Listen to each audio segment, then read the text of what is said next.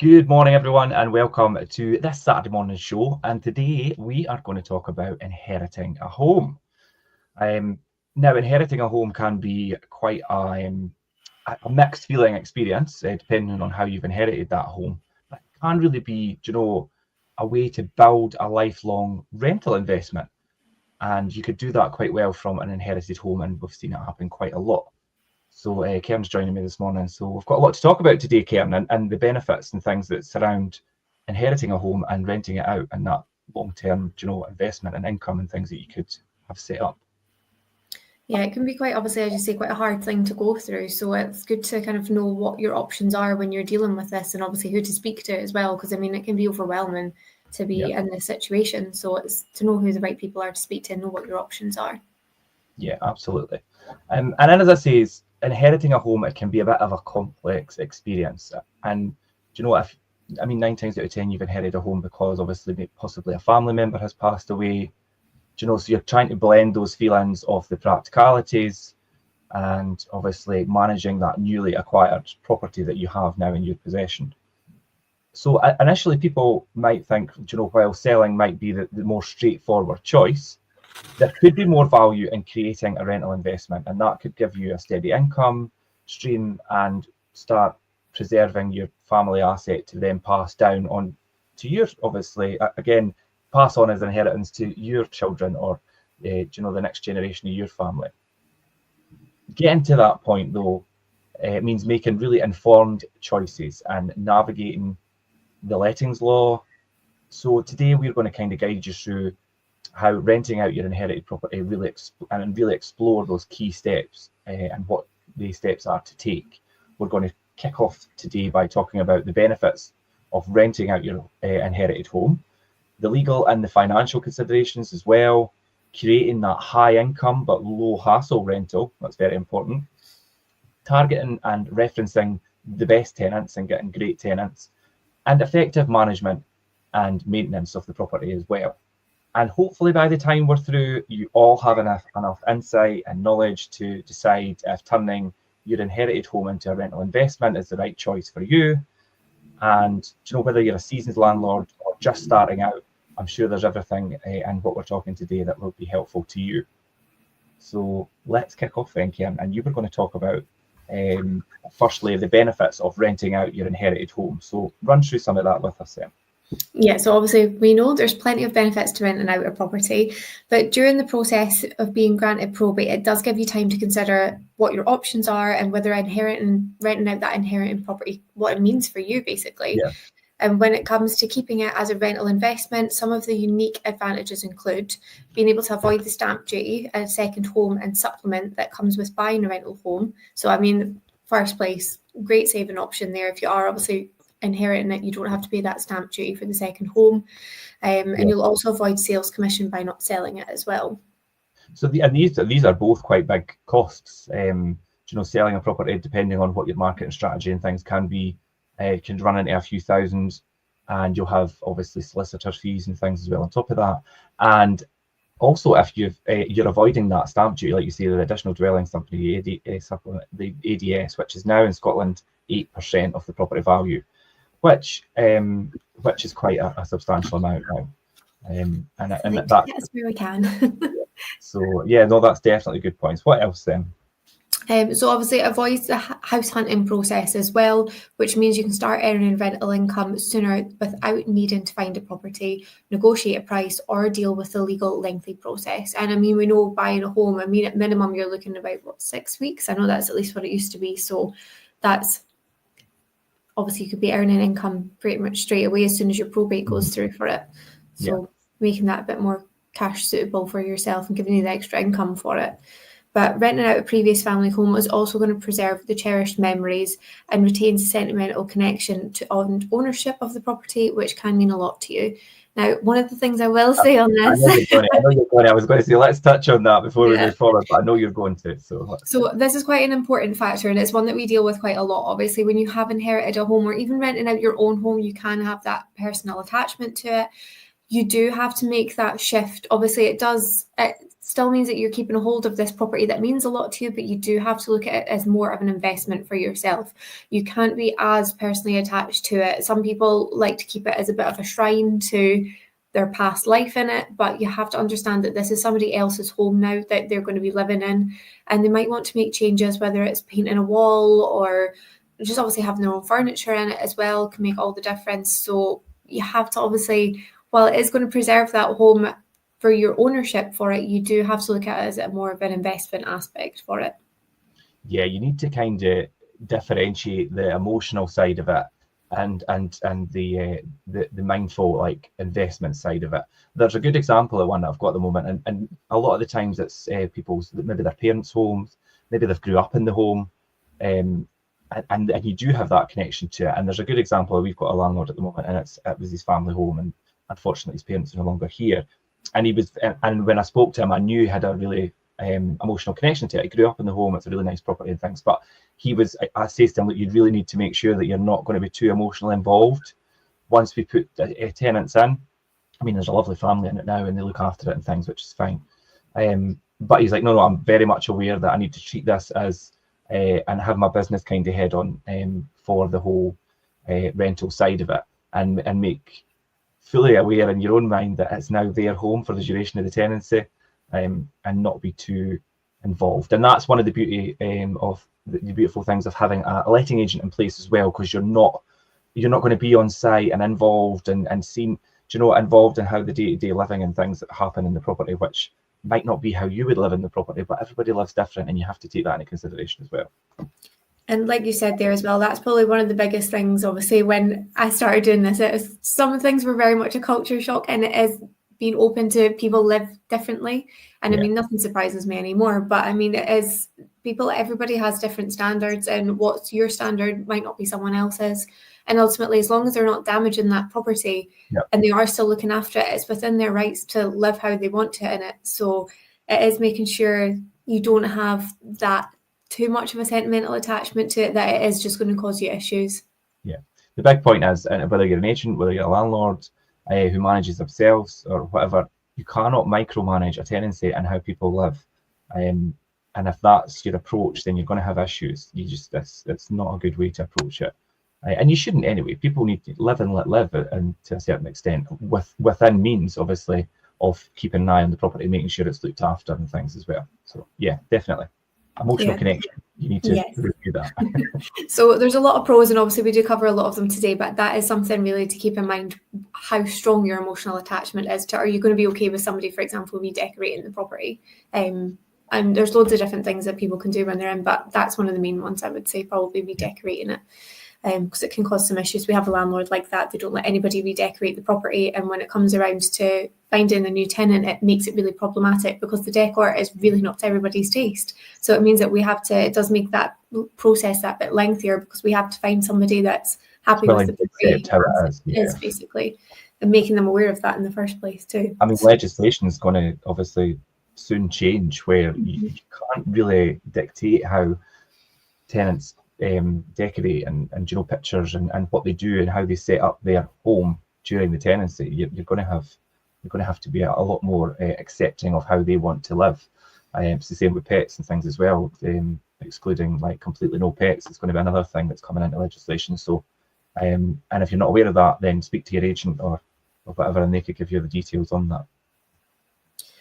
So obviously, plenty of advantages, something to keep in mind there. But finally, keeping the property as an income-producing asset can release you. In doing so, you can release equity for other projects and adventures as well, such as like your own home improvements, further investments, dream trips, or just even lifestyle luxuries. So obviously, you're going to be getting the rent coming in for this, but it does mean that you can release the equity as well in it, if obviously there's plenty sitting there for it. So it can mean that if you want to build an extension, you might have the option to do that. Or even if it is a case of you've got your dream holiday you want to go on, and you think selling the property will give you the income to do that, renting it out can also give you that option if you do it correctly.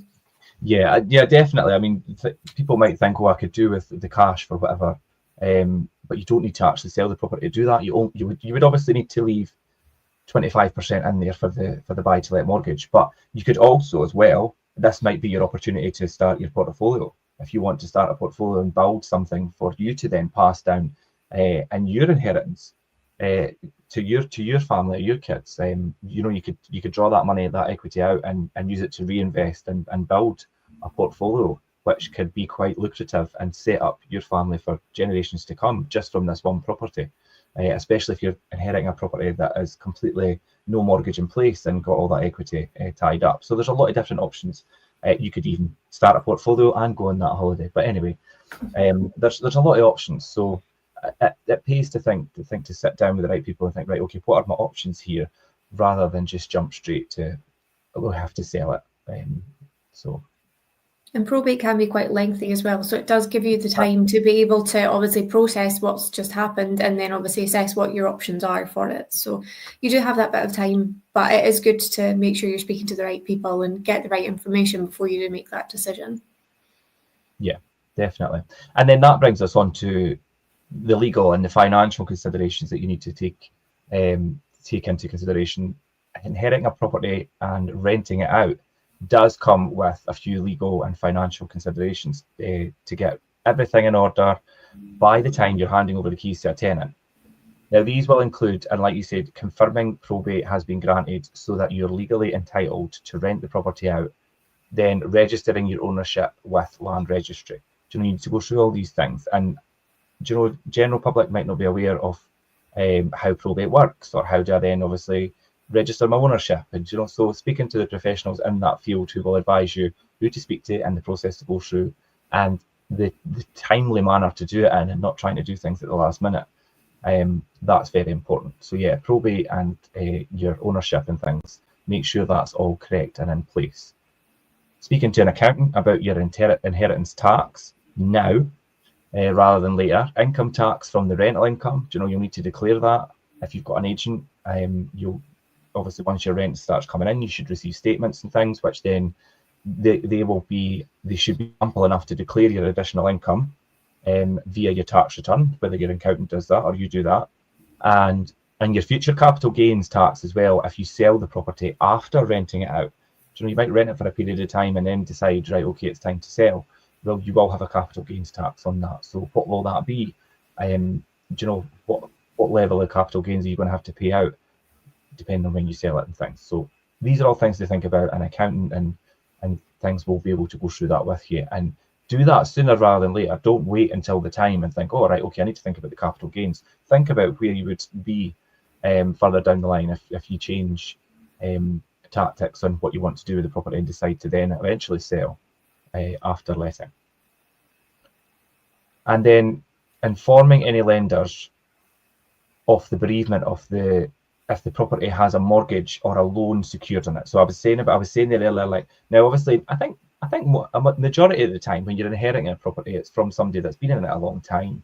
There doesn't tend to be a mortgage on the property and it's owned outright, but not all the time. I mean, if there's a mortgage still in place, then you need to make sure that the lenders are aware that the person has passed away. So you need to do all that notification as well to the lender for the mortgage, or loan secured, or if there's a loan secured on it, then either transferring that debt to you or exploring other lenders to change obviously the lending. And also as well, if you've got a mortgage in place, you'll need to get consent to let from the mortgage provider for you to be able to let. Now, they will grant a period of time where you get consent to let, and then you will need to renew that again. They'll only do that a few times, and then they'll be like, obviously, if you're letting for a long period of time, you can't just get consent to let indefinitely. After a period of time, they will come to you and say, you need to maybe change this product to a buy-to-let product. So that's things to think about as well. And your property insurance, updating the property insurance to a landlord policy that covers you for rental use. Now, that includes obviously public liability, potential damage, rent protection if you want to have that on top as well. Landlord's insurance is different from your standard buildings and contents. It does include your building and your contents, depending on what extent of contents you have in there, but also covers you from that liability aspect for having people in the property. And insurance is an important thing. You could read a lot more about that. We've got a Protection Money blog that we've done previously, I think if you look at the blog that's attached to this post, it's got the link in there. You can click through to that.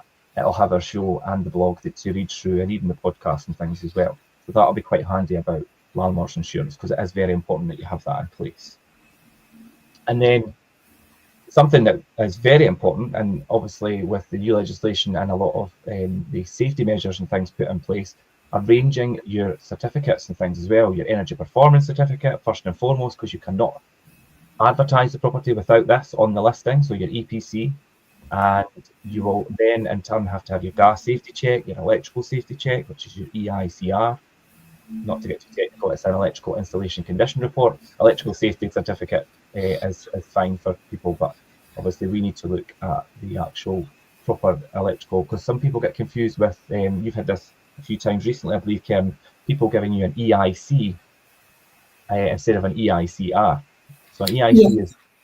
so they are different. So your EICR is obviously covering you, like you could have a property just that's not a new build, but if you have an EIC, if the property is either a new build or has been rewired, your EIC will cover you for that. But obviously it has to be either a new build or rewired the property. And in terms of that, it's a full rewire. It's not just a case of, oh, you've changed a bit of wiring. It has to be a full rewire for that to count. Yeah, so there's differences between that, and it can be quite confusing if you're not up to speed on how. I mean, we're not electricians, but we do know obviously a fair bit, and especially since I mean, we've both been around since EICRs and things come into play for the rental sector. Yeah, so we've been there for the beginning of that, so it does make sense to us, but to the general public who have never let a property before, it won't be. And even in the time that obviously, since we saw them being rolled out back in 2017, and I mean, even since then, we've seen how much it's changed. We've gone from all this delightful trunking that we had in the properties to not needing that anymore. And it's just even that the EICRs are probably the biggest factor. And that's one of the things I usually advise a new landlord is obviously when it comes to like your gas safety, your energy performance certificate, your Legionella, all these typical things are, you kind of know what they're going to cost, but your EICR, your electrical safety check, is the most usually expensive one, especially it could be the one that's going to have to be the most outlay, at the beginning. Yeah. So, but that's taking into account things like your smoke alarms, your fuse board, the wiring of the property. So if you do have maybe an older property as well, you could expect it to be a bit of a higher cost for that. So if this is an option you want to go down, just make sure you do budget in for your safety certificates, especially that electrical side of it. Yeah, and as you said, I was just about to go on to like the installation of smoke alarms, carbon monoxide detectors and things as well, where they are all required. Now, depending on the size of the property, but generally you need a smoke alarm in your main reception room. You need one in the lower hall. If it's a house, you need one in the upper hall. You need a heat detector in your kitchen. That's generally the setup. Do you know, if you've got your standard 2-3 bedroom house, that is what you'll need. And you need a carbon monoxide detector at the boiler, not in the cupboard with it. That's quite an important thing. It needs to be a certain distance from it. But then if you've got 2 reception rooms, you may need an extra smoke alarm. We've also seen if you've got quite a big open plan area where there is an archway that leads through, even if it's quite, I mean, I don't know what the exact regulations are, but if there's a lower entrance through into something, you might need one on the other side of that because, Even if you've got a living room, for example, that has like a beam that sits like, for example, in halfway along the ceiling for it, you'll still need one because it's effectively the smoke can't travel straight across the ceiling to the other alarm. There's still something that's going to stop it. So we've got ones like that do have like a beam along the ceiling, and you've got to have a smoke alarm at either end of it for obviously the safety regulations. Yeah, but I mean, obviously, your qualified professional who puts in smoke alarms will be able to advise you on that, and it's typically your electrician and things. So. And making sure they're on the ceiling and not the walls. I've seen that before in some. Yeah, I've seen that. I mean, it's not too common, but yeah, like you say, nothing surprises you sometimes. But I have seen that in the past as well. But yeah, if you'd like to find any up-to-date information on tax liabilities and allowable expenses, you know. Letting agent fees and things are all tax deductible expenses. Also, your repairs and maintenance on the property can be put through as tax deductible, as long as they're not classed as betterment to the property, and that's something that enhances the value. So yeah, drop us a message, jump in the comments, and we'll be able to obviously have a chat about that or put you in touch with the right financial experts to go through that with you. And with all that help, it will help you boost your knowledge and gain more confidence, and avoid costly mistakes later on down the line as well. Yeah. So that was legal and financial considerations. Also, you need to think about possibly, like I say, obviously, if you've got that equity and things, creating that really high income, low hassle investment. And an inherited home may need some work to turn it around. Like you say, you need to, if it's an older home, you might need to think about, a wee bit of a refurb renovation, possibly, electrics might be old. And they all need to be made good to make it more appealing and, of course, safe and modern for the property and the tenants. And it will also give you the highest return. So there is a few pointers that go with that. And I think, firstly, explore whether the property would be better off rented as a single home on its current arrangement, or if you could divide it into multiple smaller homes, possibly. If it's quite a big property, can you divide it up? Can you add extra rooms? Could you, look at the floor plan and the setup and think, how can I change this and make it more profitable? Possibly going up into the attic and doing loft conversions and things. There's a lot of things. And if it's a really large home, it might be suitable for HMOs. That's a house of multiple occupancy. There are, of course, licenses and things that apply for the extra fire safety measures and things in HMO to put in place and meet the individual local authority policies. Do you remember HMO policies change throughout different districts and local authorities? So what's fine here in Fife, well, it might be different across in Edinburgh and the Lothians, and different again across in Glasgow and things as well, and different legislations and things surrounding that. So be careful when you venture into HMOs. They can be very lucrative, but there's a lot different things from just your normal residential rental, which you have. Obviously, we've covered the majority of what you need to think about, but there are different implications. So if you've got a really big property and think, I'm going to divide this up, or even do an HMO, there are things to consider. What else about creating that high income, low hassle investment, Karen? So definitely one of the key things I would say is fixing any obvious issues. This is things like damp, leaks, damage, broken fixtures, and then also checking outside for blocks of gutters, any slipped roofing slates, tiles, or cracked brickwork or rendering, and any rotten woodwork. So obviously, we've said on multiple occasions, try and minimise any teething issues when a tenant goes in. So if you do see things that you think are going to be problematic down the line, address them before your tenant's moved in. It will just make for a more hassle-free tenancy. You're not going to have a tenant moving in and setting off to a bit of a bad start because there's things in the property that are needing fixed. Ultimately, there's potentially going to be things that you don't know until somebody's in and it happens. We see it all the time. There's things that you just never know, can never expect. A tenant moves in and starts using it and it just, even bad timing happens. But if there are things that you can see, these are all things that you can check to try and avoid any issues, especially things like gutters, bath seals. Like, they're two things that I usually come back to, but they're so easily fixed, cleared, replaced, and it'll save damage to your property, because these are two things, like you say, choked gutter can cause damp, defective bath seal can cause a leak downstairs. So all these things are easily fixed before somebody goes into the property. Yeah. And obviously checking about your energy efficiency as well. So install an effective heating system, add flow restrictions to taps and toilets, and plug any drafts around windows, doors, letterbox and keyholes. Again, as soon as it comes around to the winter, we're obviously very conscious about drafts because it is very cold in this country most of the time. So obviously making sure you've not got drafty windows or doors as well. If you've got UPVC doors, they do obviously tend to fare that bit better. But still, you still have to check the seals on them. Wooden doors, making sure that they're opening and closing right. Obviously, they can swell in the different temperatures, even. And they do need, obviously, treatment, whether that's paint, varnish. So keeping on top of things as well as checking things before a tenant moves in. But all these little things will affect your energy performance certificate. Yeah, and energy performance is such an important thing at the moment, because obviously minimum EPC banding is going to be coming in and being enforced, imminently, just in the next, obviously. So at this point in time, if you inherit a property or you're buying a property, think about the EPC rating. The national average at the moment is probably a D, but if you're inheriting a property that's possibly an older property, like you say, you need to think about, the electrics are a certain age, they're going to need done. think about your energy performance certificate rating and how you could get that to a level C, which is the minimum, the new minimum that's going to come in. How could you get it up to a C or as close to a C as you can at this point while it's empty? Because it's the best time to do that rather than try and do it when the actual date comes around. Yeah, definitely. Obviously, energy efficiency is something that's becoming more and more conscious for landlords and tenants as well, especially obviously with the way that heating bills, electric costs are just now. Is something that people are a lot more aware of. And you've got people that have moved out of properties because they're not very energy efficient and they've realised just how expensive it can be to run them.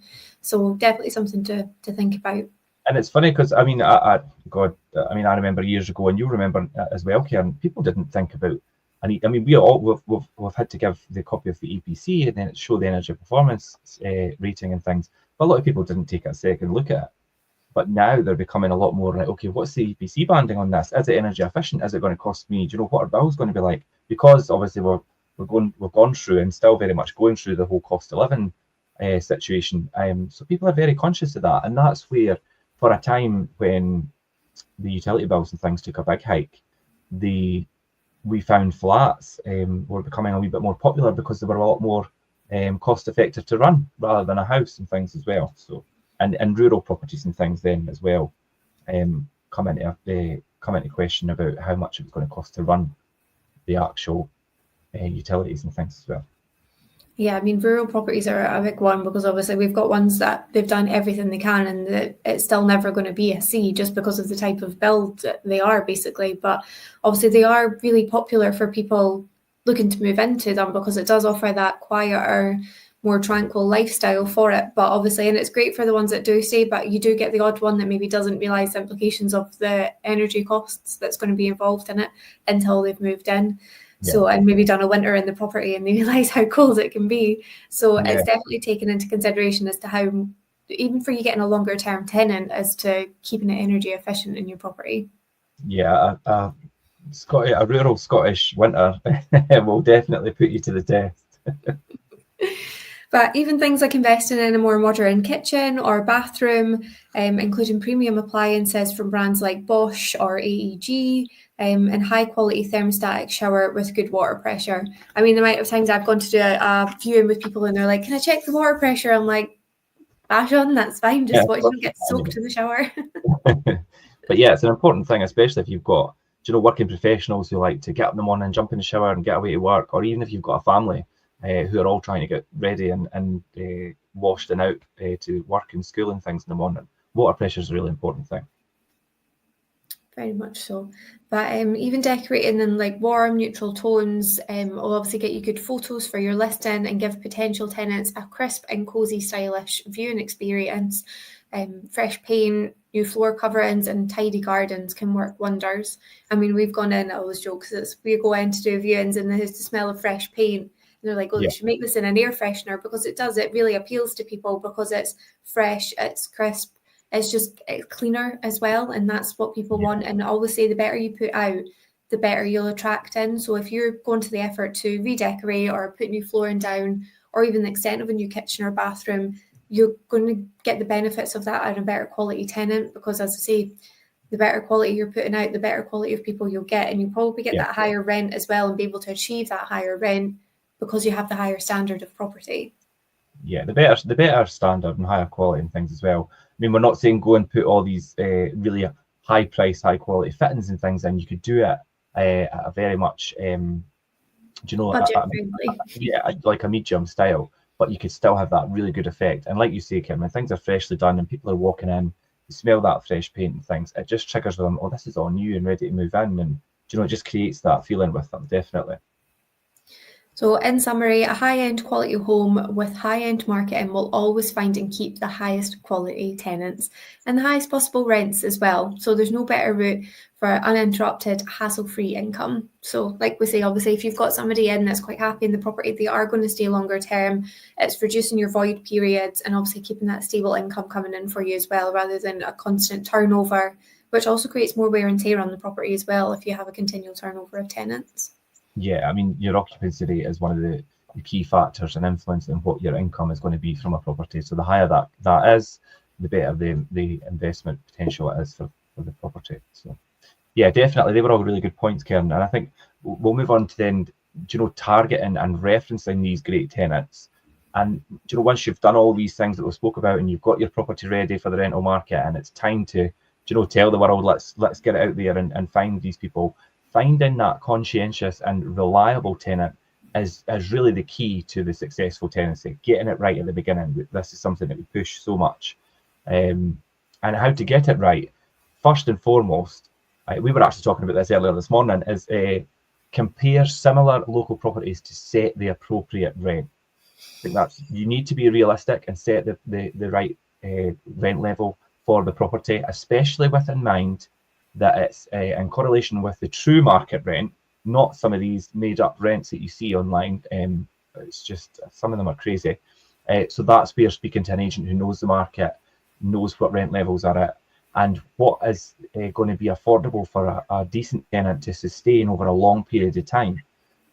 You could set this sky high rent for somebody and they'll take it because the property is so nice, but can they actually sustain that? Or can the general Joe Bloggs, who is on the average salary, sustain that rent level for a period of time that's going to make it a viable investment for you? Or are they going to move out in 4 months? That's not, you need to weigh these things up. Asking too much usually kills off the interest as well. But precision pricing really creates that excitement that can push your rent to a higher level. Now, what do we mean by that? If you've got a really realistic rent for a really good property in a good area, you're going to create that. I mean, we do have a lot of interest in property just now because stock's low and demand is high. But you're going to create that buzz around that property. And then you might have 2, 3, possibly even 4 like really suitable qualified tenants wanting this property. Then you could negotiate an off-market price that's slightly higher, but still obviously within reason. So you don't have to go straight in on the market at some ridiculous price to create a really good level of rent and get a good tenant who's happy. And it's all about having a good tenant who's happy at the beginning and throughout the tenancy, because ultimately they are the customer to the landlord. And you need to make sure that they are happy in what they are obviously entering into. And if it's not right at the beginning and you don't kick off right, then you're kind of setting yourself up for failure at some point. What about how the property is presented, Karen?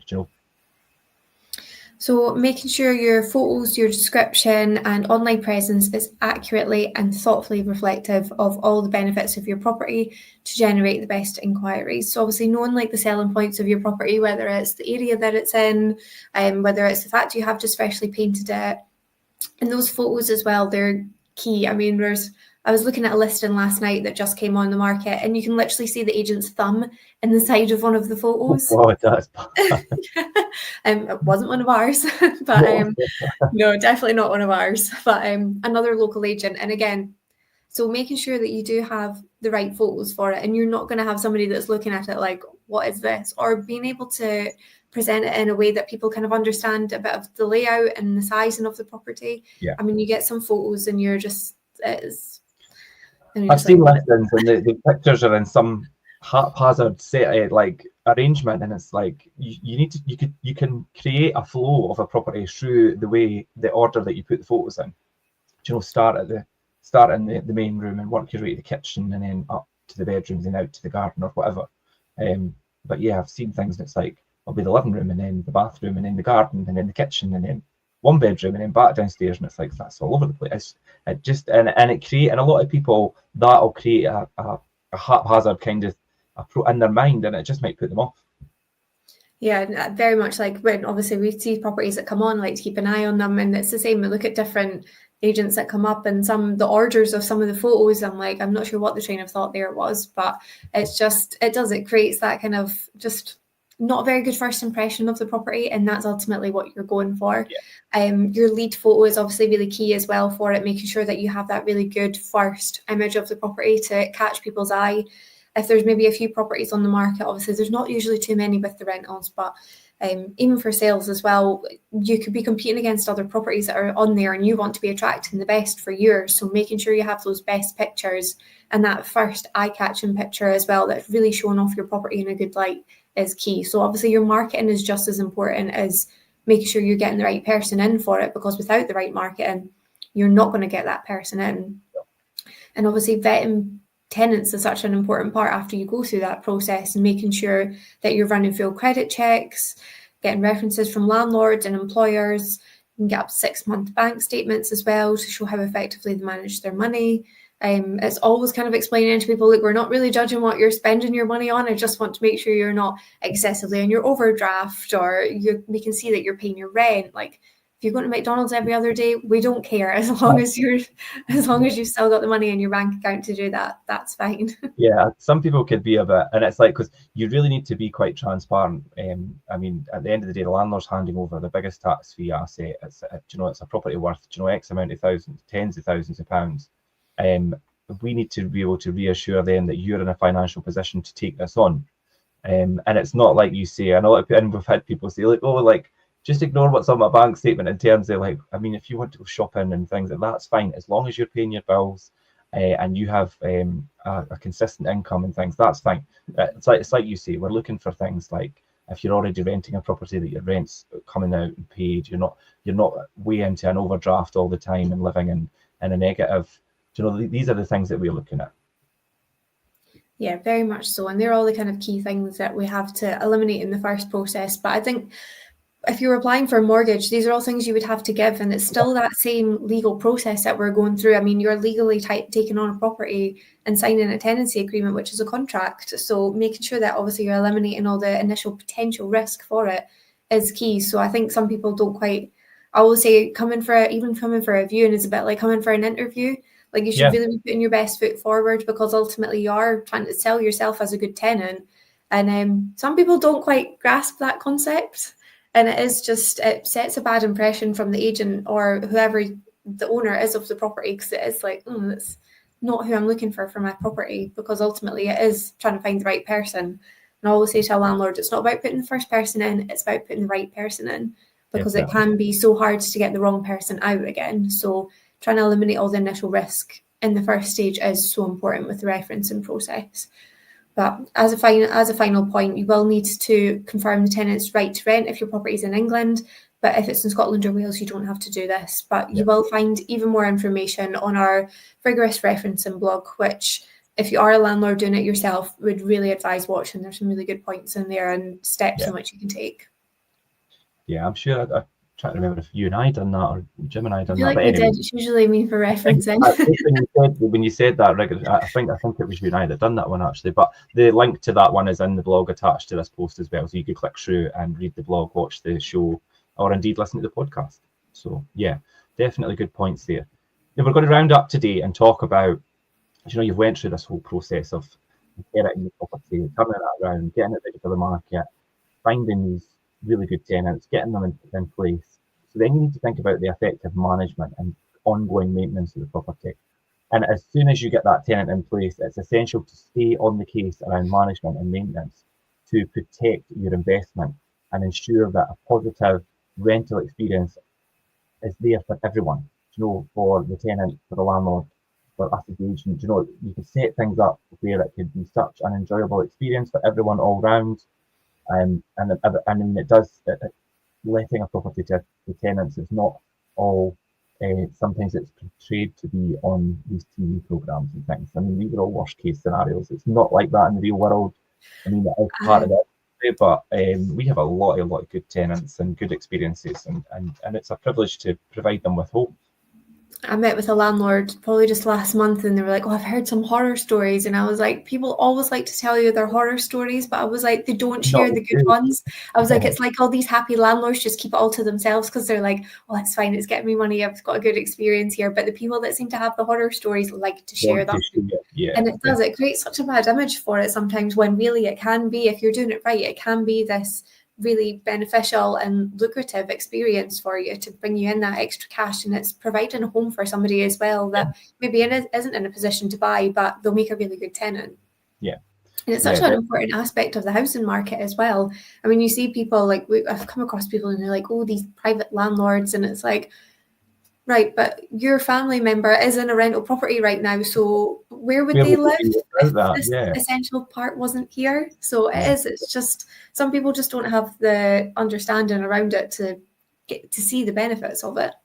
Yeah, and a lot of people would be totally displaced because they would be on this endless list for council and social housing, which unfortunately at the moment is just not matching up to the amount of people that need housed.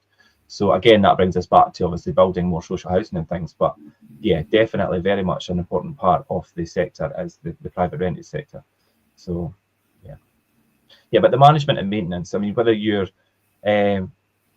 wanting to self-manage or use a letting agent to handle everything, a knowledge and an organised, hands-on approach is the way to avoid these legal pitfalls and financial penalties and things as well.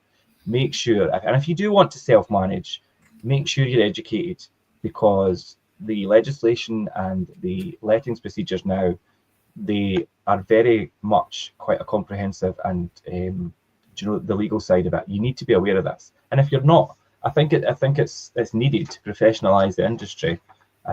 So I think if you want to self-manage, great, but make sure you're educated enough to do it the way it should be, because you'll leave yourself wide open for penalties and possibly even more, depending on what the situation is. Before you hand over to the tenants and they move in, you need to make sure you're supplying them with the valid energy performance certificate, all the safety certificates. If you're in England, the How to Rent guide, and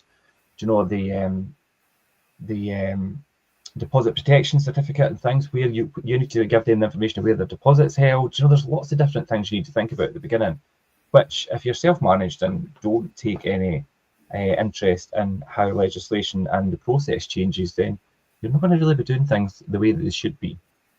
So yeah, keep that in mind, I think, as well. Ongoing from that throughout the tenancy, inspections. I mean, Karen, you've done a lot of inspections in your years, so you could talk to us a little bit about it. Indeed. So making regular inspections to foster a good relationship with your tenant and spot any behavioural or maintenance issues before they become major problems. So again, we've got more information on that on our mid-tenancy inspection blog, which I think again was one that we did because we've done plenty of them. Yeah, I think it was, yeah. But again, not even from obviously the maintenance aspect is key. You're establishing any potential issues. And again, coming back to little things that maybe the tenants don't look at, like the gutters, the bath seals, things like that. But even, as I say, building up that relationship with your tenant as well, it means that just if things come round, it's not as awkward sometimes to deal with it. A lot of our tenants, like I say, we've got a lot of great tenants, and I would go to do the inspections for them. And I mean, everything was the same. But it was still, you would still walk around with them and still just have a look, just to obviously keep that report up to date. But it's just good to have a catch up with them as well. And It does mean that, look, if you are trying to get in for an inspection again, they're quite happy to let you in because they know what to expect. They've got that good relationship with you. I mean, because of COVID, obviously there was a period that we couldn't do inspections. And then when you come around to doing them again, a tenant's maybe not had them for so long, there can be that bit of friction and a bit of unease from them that you can feel when you are trying to get it booked back in with them, because they're like, well, I've not had one in so long, why do I need one? And it's like, you need one because you've not had one. yeah, very much so, yeah. So keeping them regularly as well is a key thing there, whether it's even like every 6 months you're going in. If you do have cause for concern, then every 3 months, but just making sure that you're also finding that balance between doing them regularly enough to catch any maintenance aspects, but also not doing them too regularly that it counts as harassment for the tenant. Yeah, you need to again, it's live and let live, but also having all the right things in place. I mean, the maintenance and things, the contractors, I mean, we've got such a good contractors list. Talk to us about contractors. So building a circle of trusted tradesmen is key. Scheduling in annual gas safety checkups as recurring events in your phone, your calendar, whatever sort of source you use for your reminders, making sure that you've got that scheduled in. Do that before a tenant moves in, so you're not then you're halfway through a tenancy and you're maybe like, oh, the gas safety ran out a couple of months ago, I've not dealt with that yet. That is a big no-no. So making sure that you do have reminders set if you are self-managing for your safety certificates. Obviously, as an agent, we have them in our system. They get flagged up about a month or so before they are due. So we have time to both reach out to the landlord and the tenant and the contractor. So there's different factors that are all coming in there. So making sure you are keeping on top of your safety side of it, but also as well having good relationship with your tradesmen. So if there's an emergency situation, you've got a burst pipe, there's something that happens during the night, you still have somebody on call that you can get out. Because I mean, we've had them, our poor plumbers have had to be out on Christmas Day before because boilers packed in. So having good relationships with tradesmen for whenever there's a problem, and keep them informed as well. Keep making sure your tenants informed of any delays or even progress as well. Making sure they're kept up to date is key for it. You don't want, ultimately, I mean, we get it. We get a problem reported to us. We're doing everything that we need to. We're speaking to the landlord, we're speaking to the contractor, but the tenant doesn't know that you're doing all of this. Unless you tell them, yes. So making sure your tenant's kept up to date with what the situation is, whether that's when a tradesman's coming round or if you've maybe not been able to get a hold of one yet, but you are actively trying, it's making sure that your tenant's kept up to date with that as well. Yeah, I mean, we don't have any example where, skimping on the repair or, ultimately ignoring the tenant has ultimately saved a landlord time or money or, avoided hassle. So always take care for your rental property as if it was your own. And obviously within that approach to getting things rectified and done. And you're unlikely to regret that because it just makes it an all-round better experience for everyone involved. Very much so. Like you say, keeping on top of things so they're getting nipped in the bud in the first place rather than building up to be big issues. Keeps your income coming in nice and stable, happy tenants as well, and it makes it for a more hassle-free experience for yourself, especially if you have inherited one and this is maybe your first one. You don't want maybe the steps that you've taken to not be the right ones, and then it just throws you into a situation where it just totally puts you off. Whereas if you'd maybe done things slightly differently or spoke to the right people or maybe just even have an agent dealing with it for you, it could have made it a whole lot better. I mean, and like you said, Richard, there's so many legislation that's changing so regularly as well. I mean, even in the last couple of years, there's been so many changes in it. So for landlords that self-manage, it's not only having the time to deal with perhaps your tenant, but it's also keeping up to date with all the legislation as well, which can be a job in itself, as we know. Well, that is our job. I mean, we have a full-time job doing it, so we know that there is a lot involved in that. But we've covered quite a lot this morning, and hopefully that's been helpful to people. I mean, even if it's not an inherited property that you're taking on, which is what our main topic was today. I think if you've got a rental property or planning on rental property in general, what we've covered today is all relevant.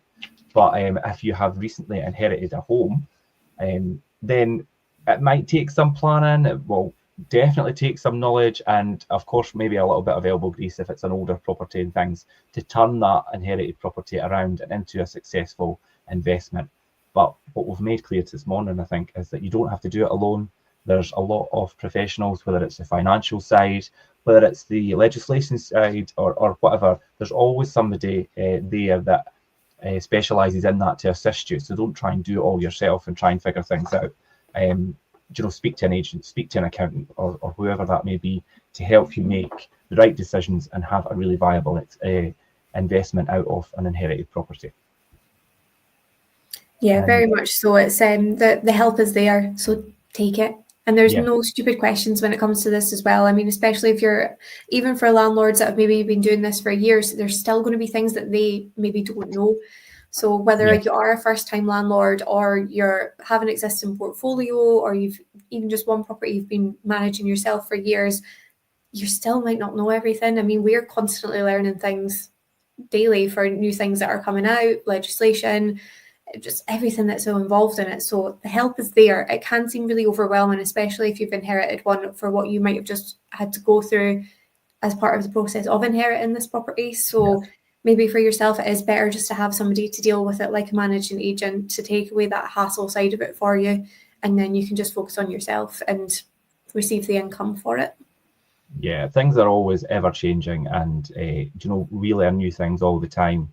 And I wouldn't, if you've got an agent or somebody that's comes across as kind of the know-it-all as opposed to a learn-it-all, I would be concerned about that because, I mean, I've been doing this, God, scary to say, but yeah, it's coming up for maybe like 14, 15 years now. And you don't know it all and you never will. There's always something to learn. So you know, if you've got an agent who's been in it for a couple of years and think that they do know it all, that would raise concerns with me, because they don't. It's the short answer. Every day's a skill day. Very much so, especially in the industry. So if you have any questions on what we've covered today, please, I know there's some comments, I'll go on and write back to you guys just now, but it could be on the rerun. Still jump in the comments, because we do review them. I hope that's been helpful to everybody watching today. You could catch up on the rerun on the podcast, or indeed read the blog online, and the links to the other blogs that we referenced in the show will be in the links attached, so you could click through to them as well. And we'll be back for the Saturday show.